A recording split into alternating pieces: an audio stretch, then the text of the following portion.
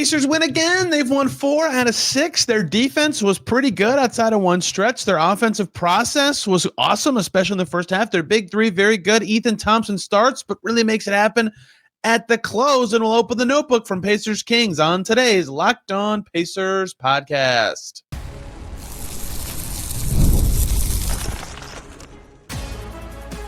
You are Locked On Pacers, your daily Indiana Pacers podcast, part of the Locked On Podcast Network, your team every day.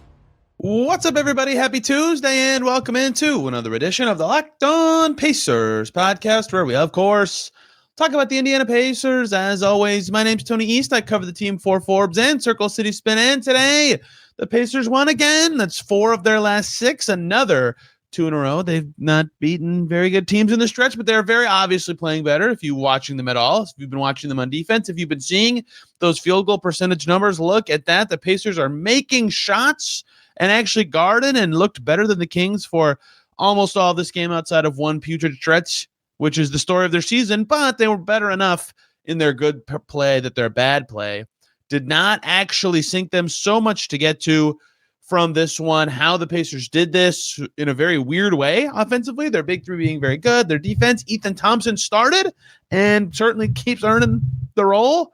Who needs the paint and the defense? And we'll open the notebook at the end. Okay, I want to start with what made this game so funky and interesting to me from a Pacers perspective, and that is the way it really got split up makes the stats not look so crazy by the end of the game. But the Pacers' free throw attempt numbers were so interesting. In the first half, they were living at the line, right? And the Pacers finished the game, to be clear, with 28 free throw attempts. Okay, that's a healthy number. If you go look at their season numbers, 28, right in the middle, 11th, 12th of their total season. I promise this will be interesting in a second. In the first half of the game, 20 free throw attempts, 8 in the second half. The Kings had 15 in the first half, and they kept that closer to alive, but also dipped down to 8. The game got kind of changed in intensity and paint pressure and fight and officiating a little bit in the second half. And that really made for a funky Pacers offensive night where they did not score in the paint and still had a healthy offensive game. 34 points in the paint for the Pacers in this game is super low. Like if they lose a game where they score 34, what am I saying?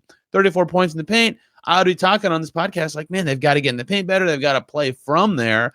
But I don't even think they weren't playing in the paint that much. Just the way they generated their offense from there or using that part of the floor was very different in a way that we haven't really seen from the Pacers before. Obviously, if you get to the paint and get fouled and you attempt 20 free throws in the first half, that's great. You're still getting points from the paint, but you're not actually scoring at the basket. And if you look at the Pacers shot chart in this game, you'll see 2 long twos from the left side, 4 from the right side out of the paint, 3 from inside the circle, 1 top of the key, 2 outside the restricted area, right? They won this game, but their offense was, to be clear, pretty good. Like I thought their process was fine. The shots they took, I thought were not all good, but mostly good. They won this game because, one, they made those free throw attempts that they stacked up in the first half of the game, which they earned. They got into the paint and got fouled. Only Andrew Nembhard missed a free throw in this game. Every other player made every single free throw they took.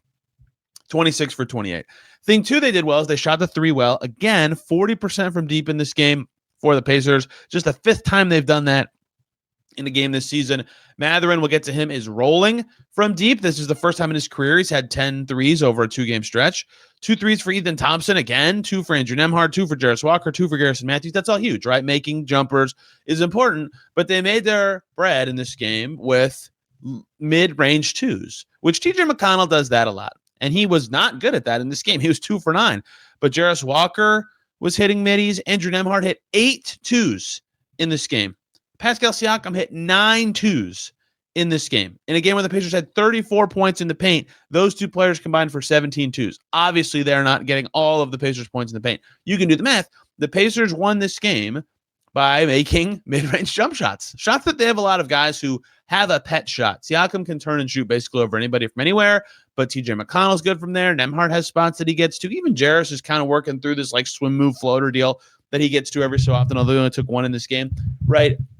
They were working those shots. And you don't love those if they're at high volume, but in this one particular game, on this one night, Welcome back to the OG days. The mid-range was actually an important weapon for the Pacers, and that led to just a different offensive night than you're used to. And I thought watching this game that it wasn't going to help the Pacers because early in the game, when it was tied or close at the start, the Kings were making shots and the Pacers were getting to the foul line. And I thought, man, eventually if the Pacers can't get to the foul line, this is going to fall apart. 6-0 start to the Kings in the second quarter. The Pacers weren't getting to the foul line then. It's a 4-point game. But it never went away. The Pacers kept their free throw attempt numbers up till halftime. They started to make more shots again. And so, yes, eventually their offense stopped making some of those shots. But once that came back in the final 6 minutes, they got it done, right? They were only settling, I thought, for like one part of the game. And that was obviously their stretch where they looked dreadful, and the Kings made a huge dent. The Kings went from down 19 to leading by 3 with 6 minutes to go. Some of that was they finally scored, but a lot of that was the Pacers settling and their offense kind of dying.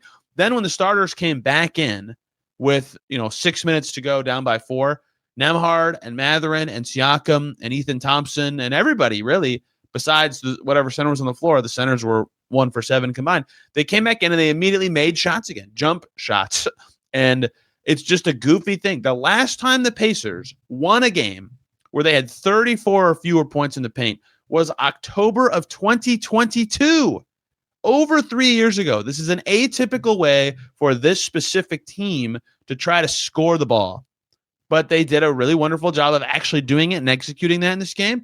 I think their shot diet from 3 was very healthy. 14 for 35 is good. Making your free throws really helps. Taking care of the ball, only 13 turnovers really helps. They did a lot of little stuff well, and that gave them enough error to live in the mid-range for a little bit. I'm not saying that this was a mid-range win, but it was more so that than maybe any other game this season in a way that I thought was very fascinating for the Pacers. But money at the foul line helped. Shooting threes well helped. And they get a win over the Kings. The other part of this that obviously everybody's going to point to quickly, and as they should, the defense was once again quite good. The Kings only scored 105, and they had 101 with 6 minutes to go. And it looked like the Pacers were about to give this one away after that dreadful stretch to start the fourth. It's 101-97 after Russell Westbrook hits a mid-range shot himself with 5:59 to go. And the Mathurin and Siakam and Thompson and Nembhard came in with 7:54 to go. And the game was Pacers up by 2 at that stage. The lead had already gone away without them on the floor. And from that 6-minute basket from Westbrook on, the Kings got a 4-foot bucket from DeMar DeRozan and a fadeaway Russ mid-range shot with 2:59 to go. With 2:59 to go, Russ hit that shot. The Kings did not score again the rest of the game. Turnover from Levine, missed layup, from Westbrook. Westbrook turnover, Levine turnover, missed DeRozan in the lane. The Pacers walled off the paint. Their offense was good. They were getting to the basket in this stretch of the game after some huge threes from Nembhard and Mathurin. But their defense was awesome late, and it really was at most stretches of the game. The stretch where the Kings came back, which was like early to mid-third to mid-fourth, that 12-ish minutes of play, the Pacers defense was not particularly good. I would say the other 36, 35, whatever minutes, it was, once again, quite good. The Kings in this game did not shoot well from 3, and they only took 22 threes, by the way. So the Pacers were really stressing with work in the paint and defending around the basket. The Kings, only 23 turnovers. The Pacers kept their fouls to 15, 19 turnovers for the Kings. I think I said turnover a second ago. I meant 23 free throws for the Kings. 19 turnovers for the Kings. The Pacers did very well slowing Keegan Murray. They did not make Maxime Reynaud have a fun night in the paint. Zach LaVine goes 6 for 13. Westbrook goes 10 for 16. And every bench player, with the exception of Precious Achiuwa, was pretty unimpressive or uninspiring with the ball. The Pacers defense was once again good. And you can and should say, okay, the Pacers have won 4 of 6, sure, but they've beaten some bad teams. They have. They've beaten very bad teams. The Kings are very cold of late. They did just beat the Heat. The Bulls are super cold of late, and the Wizards stink. No doubt. I'm not here to tell you they're like impressive quality wins. First of all, the Pacers' record isn't good enough for that to really matter. But even including that stretch where 2 games against the Cavs and Nuggets, who blew the doors off the Pacers, even including those 2 games, the Pacers' defensive rating since November 28th, which seems very random, but that's when they play the Wizards, and that would be about 2 weeks ago, little less than that. When this comes out, that will be 11 days ago. The Pacers in that stretch are 8th in defensive rating right now. And I think that every game from last night is in there. And they're 7th in net rating in that stretch.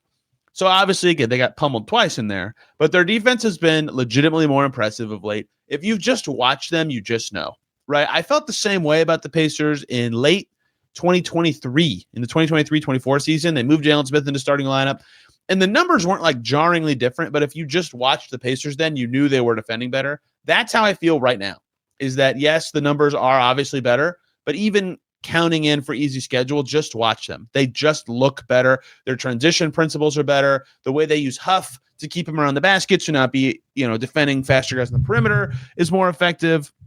They just look better and more connected and more synergized with a plan that works for the roster they have. They look good. They looked good in this game. They beat a Sacramento team that has a lot of threatening scorers, and they are now, I can't read my screen very well. I'm clicking around too much.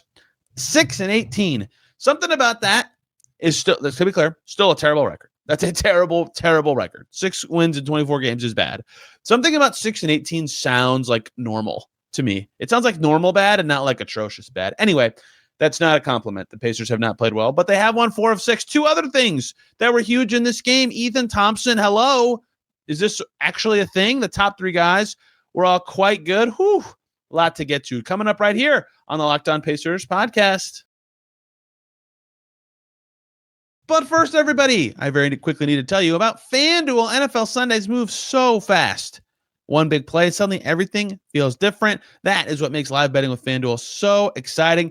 You're not just watching the game, you are reacting to it in real time. With FanDuel, you can place bets as the action unfolds. Every drive, every momentum swing, every highlight moment. Live betting is the best when the game starts to shift. A receiver gets hot, a defense tightens up, the momentum flips after a turnover, whatever it may be. FanDuel lets you jump into the moment, like right after Ohio State misses a chip shot field goal. Live spreads and money lines adjust instantly. Player props update as guys heat up. You can bet next touchdown scores, drive results, and more. It keeps you locked into every snap, every drive, every possibility. So if you want to be right in the middle of the action this season, visit FanDuel.com to place your NFL live bets all season long. FanDuel, the game moves fast, and so can you.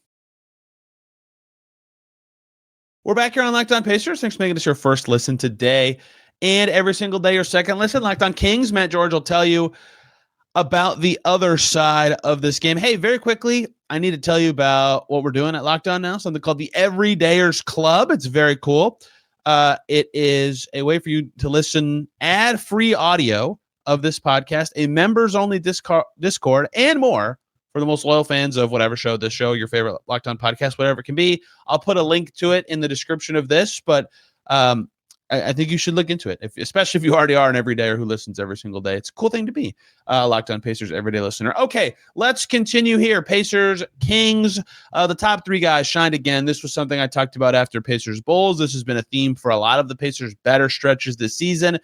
Their top 3, their best 3. Calling it a big 3 seems silly because that phrase has been used for like 3 studs, but these are good players. Ben Mathurin, great game again, 25 points in the flow. It was not like the Bulls game in that I said after that game what really impressed me about Mathurin is that was one of his higher scoring games this season. In fact, it was second, but he didn't have any like massive burst quarter. He didn't have over 10 in any quarter. In this game, he did. In the first quarter, he was quite hot, but he still played well. 4 for 9 from deep, 7 total makes 25 points for Ben Mathurin. Pascal Siakam, I think Rick Carlisle said it perfectly. You just kind of get used to this in a way that we maybe shouldn't with Pascal Siakam. The exact quote from Rick Carlisle postgame is, Pascal is the guy we take for granted. He just goes out there and he produces great numbers virtually every night. A lot of people dismiss this because it's what he does. And I totally agree. Pascal Siakam in this game, 23 points, 5 rebounds, 4 assists. That's basically his averages for the season. That was basically an average game, and he was quite good. Plus 14, a team high for him in this one. So that's 48 points combined for 2 of the big 3. And Andrew Nembhard, fantastic. 10 for 18 on his way to 28 points. If he made all his free throws, he would have had 30 to go with 4 rebounds, 12 assists, and 2 steals. He was everywhere. I think the thing with Nembhard that I keep looking at is these assist numbers keep jumping out right at me and going, whoa, this is perhaps the best sign of Pacers' offensive connectivity. His last 5 games with assists are 12, 7, 7, 6, and 6. He's obviously been around 4 to 6 the whole season. This is his most consistent stretch of staying on that line of assist numbers this season, averaging 8 a game over 5 games. And it's just clicky. Like you can just see it. And obviously assist numbers are correlated with the team making shots, and the Pacers offense has made shots of late, right? If you just go through for forever, I was talking about how bad this team was at shot making. They have shot above 44.5% in all of their last, I believe, 8 games now, and it would have been 9 out of 10. They're only in Cleveland was their only crummy game, basically in a month, because you're about to count the cup break of time, right? They are making shots again. That's going to make your assist numbers look better, but you also have to set up good shots to make them. And Nembhard, you can see the passing being there. You can see the offensive improvements for him as he kind of balances the right amount of probing and the right amount of setup to do with his teammates. I think he's playing quite well, and he was really, really good in this game. Just a couple notes on the best guys. I thought Siakam did well to see doubles and get off the ball, especially late in this game. The Kings were trapping him late to try to get him out of it, and the Pacers did a really good job moving it around. Ben Mathurin, Rick Carlisle says post-game, quote, Mathurin's playing really well. I agree. The jumper's rocking. He was scoring from absolutely everywhere in these games, and I just think he's been in rhythm in a way that makes him look really effective. Like, obviously, in this first quarter, I already talked about this, but he did have his surge. 11 of his 25 came in that quarter, 40% of his points, basically. But he still was spreading out a lot of his scoring. He still had 14 across the rest of the game. He's just been much more comfortable with the catch and shoot of late in a way that I think is really important. And my Nembhard note, it happened against the Bulls, and I didn't realize it. I didn't say it. And it happened again tonight. After an entire season of having a negative single game plus minus in every game, which is just hilarious. Like, because I don't think Andrew, even in games he was a positive, his plus minus was a negative. It was doing a very poor job of actually being reflective of his play to me. 2 games in a row, +4 against Chicago. That was his first positive game. Then in this game, plus a lot. I'm on the wrong tab. +13, the second best for the Pacers. That's obviously very silly, but I couldn't. Someone pointed that stat out to me. I think it was Kyle Taylor, and I was like, that can't be right. It is. It was. It's no longer correct. The top 3 guys, all worthy of praise. We've done it a million times, but they all did it in different ways. And like, I went through Siakam and Mathurin for a bunch of the stretch of the Bulls game. Today it was Nembhard in the passing. If they can keep doing this, the Pacers will always have a chance, right? They'll have 3 very capable players. They can keep 2 of them out there at all times. This has been a good stretch for that group. Jay Huff had 8 points and 7 rebounds. He was the in 4 blocks in 31 minutes. He's a block machine. He was the 5th starter. He's going to, or the 4th starter, excuse me. He's going to be the 4th starter for a long time. The 5th starter today with no Shepherd, no Nesmith, was Ethan Thompson. And that's the last guy I want to get to before we do the notebook, because this is crazy, man. He's looking good. This guy wasn't in the NBA 10 days ago, and the Pacers scoop him up in the last day of November on a 2-way instead of Ray J. Dennis, who already landed with the Clippers. I don't know if everybody saw that. And I'd never seen him play in the NBA because he hadn't. He only played in preseason games. I'd seen him kick the Mad Ants butt in the G League, but we've seen what that has and has not done for players in the past, like Mac McClung, for example. Not saying Mac McClung was bad, but G League success, not always indicative of NBA sustainability. And I'm not even saying Ethan Thompson's going to keep doing this, but man, has he been good. He was awesome in Chicago. And in this game against the Kings, 6 points, 5 rebounds, 2 steals, no turnovers, 27 minutes and 46 seconds of play. Really, really good stuff from Ethan Thompson, who's just filling in the gaps. He's not afraid to keep it like he has the Shepherd syndrome of like feeling like he always has to do something, which is good, but he's not overthinking it. He's not being too jittery. He's making his shots. He has been very good. So in these last two games, the first 2 meaningful rotation games of his career, and he's been like, yep, I'm ready. And that's huge for the Pacers that he's been doing this. Now, his real impact on this game is actually less to do with less to do with just reading the stats and seeing that he made 2 threes. That's all great. He's defending pretty well. He's getting hard matchups. That's all great. He closed the door of this game. He slammed it shut on the Kings with huge plays in crunch time, none of which were making shots. 108-103 after a DeMar DeRozan finger roll. 3:30 to go. Pascal Siakam misses a jump shot. Deep in the shot clock. No worries. Who else but Ethan Thompson's going to come over and get the offensive rebound? And then immediately he gets it to Pascal again, who's open from 3. He misses again. No worries. Here comes one Ethan Thompson to get once again an offensive rebound. The possession ends with Siakam scoring at the basket. Pacers go up 7. Then a steal A few possessions later, another offensive rebound after Mathurin misses a three with 1:28 to go in a 5-point game. Ethan Thompson was everywhere. They didn't credit him with the steal. I didn't realize this. The ball got thrown under the basket, and he clearly stole it. They gave it. J. Huff did tip it, but they gave it to J. Huff. The Pacers actually did turn it over, but you end up possession, and he was guarding very well. Ethan Thompson was awesome to close this game. Awesome. We'll see what he can continue to be. He's played 4 NBA games now. His sample size is so low. He could immediately stink in a couple games. It could happen, but he has been a legitimately good and useful player in consecutive wins for the Pacers. And here's why it was so fascinating that he closed the game like I just described. Because I mentioned Siakam double teams not very long ago. Siakam saw a double on a play late, and all of his doubles were coming the same way. It wasn't the closest two defenders. It was Siakam's man, and Ethan Thompson's man was like, I'm going to go guard Pascal Siakam. I don't care about guarding this guy. And most of Thompson's made shots came well before that strategy was deployed. If you're not being guarded, you have to find other ways to help. Great. Go run in and get every loose ball and every rebound and guard DeMar DeRozan. That's how you make it so it doesn't matter that you're not being guarded. Great stuff from Ethan Thompson late. We'll see if this continues, but this has certainly been fun. Doesn't sound like Nesmith and Shepard are like super, super close. So this might be a thing that keeps happening. And can I say I'm opposed to him continuing to start? I would think long-term and start Jarris Walker myself at this stage of the season, but I get it. If this is the guy that's going to glue everything together, go for it.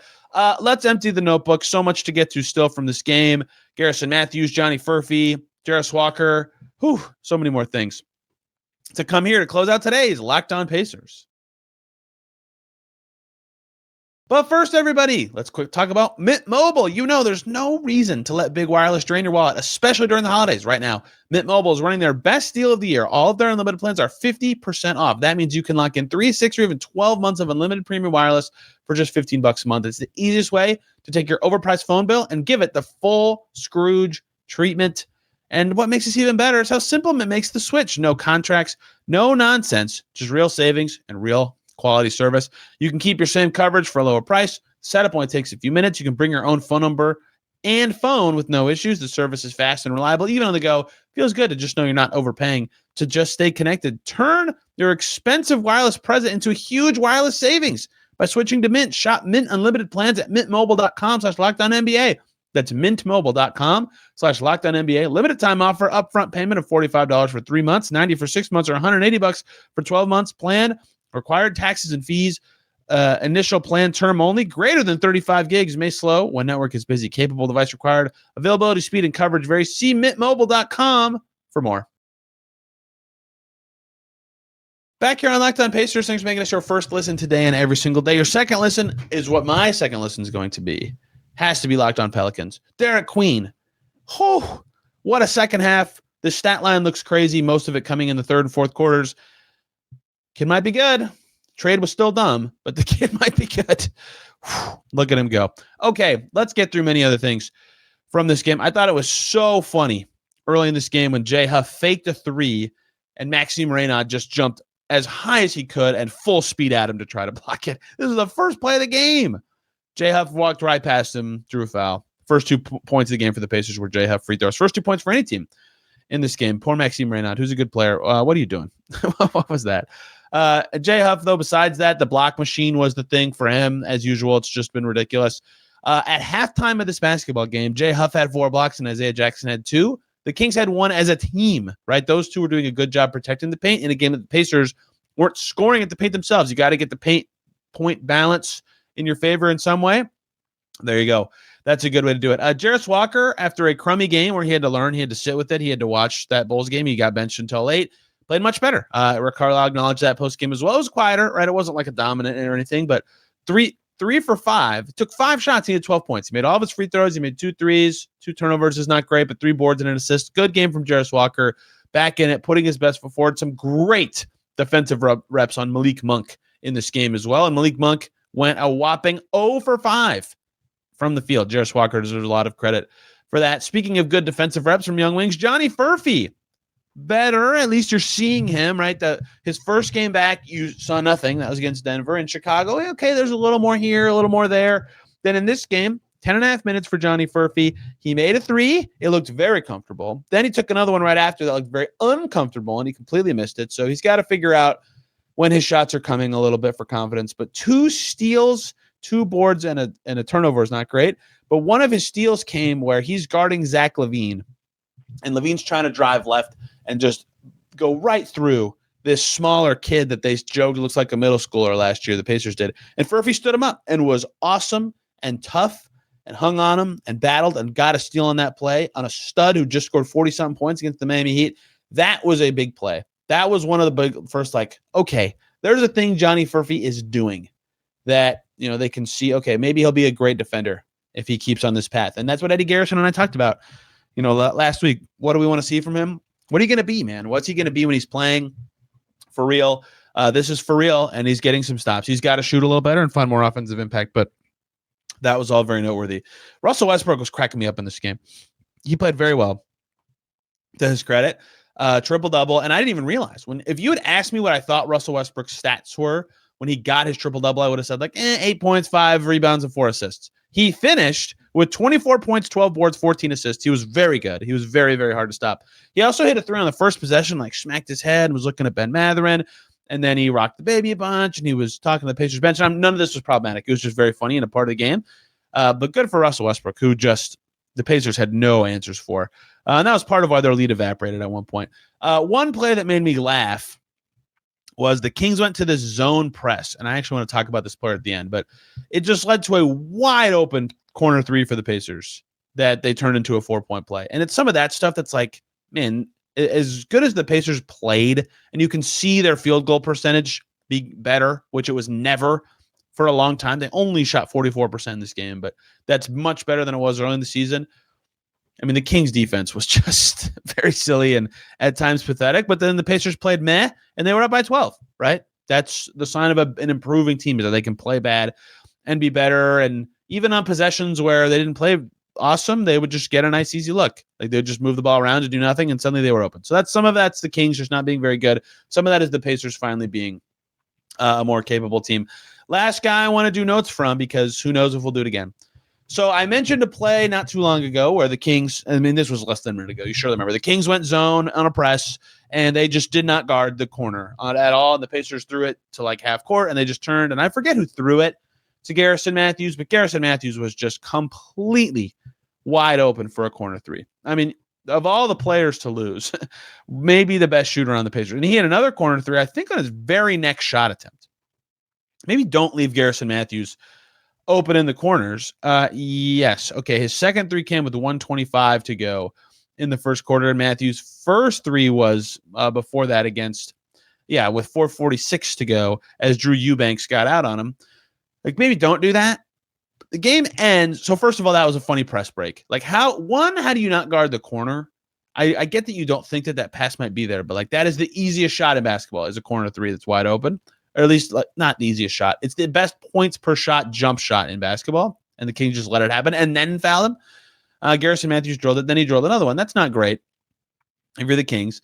He was just in the corner a lot in this game. You can't let him get open from there. However, he went 2 for 6 in this game, and he did not a lot else. A block, an assist, a rebound. +7. He was fine. So it's noteworthy to me that, and I thought this, even on his first 10-day, I mentioned this one time. It was the Charlotte game, I think. I can't remember. No, that can't be right. It was a game that J. Huff played well. And whatever game J. Huff had 14 points in 2 milliseconds and the Pacers win. That game, J. Huff was just not being guarded at all early in the game. And I promise this is a Garrison Matthews thing. And he made 3s, and then finally that team was okay, we'll guard J. Huff. This was the Bulls. Garrison Matthews in that exact same game, the second he checked in, the Bulls were no. We're not letting this guy get open. We're being glued to him. So he did not shoot well again. He had, I would say, 2 really solid games on the second 10-day where the vision of what he could be and how he could help the Pacers was extremely obvious. And that's good. I get why they would want him. Rick Carlisle started him in a game and continues to turn to him, even with Jeremiah Robinson on the team. Should they keep him? That was the last game on his last 10-day. He cannot sign another hardship 10-day or any 10-day for that matter with the Pacers this year. Should they keep him over Jeremiah Robinson Earl? I don't know. What would I do? I would keep Jeremiah Robinson Earl. I think he's impressive. He's not as good of a shot maker as Matthews, but he's a good rebounder. He can move on defense. But shooting is very important, and the Pacers have been awful at it this year. And Matthews is historically been good at it. He wasn't awesome on his 2 10 days. He was way better as a player on the second 10 day. I'm glad that happened so people could understand who he is and why the Pacers wanted him. He at least did stuff. So we'll see what happens with that. The corner 3 was just like, how are you losing Garrison Matthews on a wide open 3? And he made his first 2 shots in this game, and I think he missed the next 5. So not a great close for him as he fights to see if he should still be on the team. But I do think the decisions we've seen the Pacers make in the last couple of days do suggest that they like him and could want to keep him. My own opinion of JRE and Garrison Matthews should be irrelevant to them, obviously, but I think they should keep Jeremiah Robinson Earl. I think when they get Nesmith back and Shepherd back, neither of these guys will play anyway, so it's not a huge deal. But which one is more likely to figure for you either this season or beyond? The rebounding defense guy, there are more ways you can use him. Obviously, a shooter can basically be in any lineup, but they have other shooters. Nesmith can shoot, for example, is one of them. They don't have as many good rebounding wings, and defense is always important too. That seems very simple. That seems almost too simple. And if they keep Garrison Matthews, I would totally get it. Like, I could sit here with this mic man and explain it to you and tell you why they did it. I don't think they should do that, but they could. They might consider it.